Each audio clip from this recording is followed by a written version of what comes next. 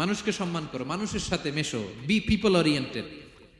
আমাদের অনেক ছেলে মেয়েরা মানুষের সাথে মিশতে পারে না। দোষ কার? বাবা মায়ের। শেখায় না। একটা সময় আমাদের মনে আছে, ছোটবেলায় মেহমান আসলে আমরা এত খুশি হইতাম, কি বলেন?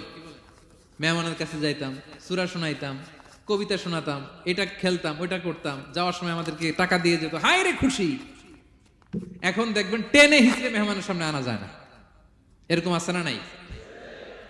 অনেক ফ্যামিলিতে এরকম আছে যে তারা সারাদিন ডিভাইস নিয়ে, এই ডিভাইস আসক্তি এত মারাত্মক পর্যায়ে পৌঁছেছে যে তারা মানুষের সাথে মিশতে পারে না।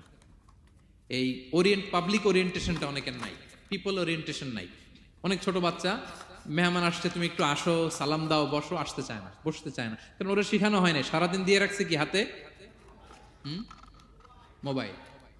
এই জন্য ছোটবেলা থেকে আমরা যেন সামাজিক বানাই, বাচ্চাকে যেন শেখাই, বাবা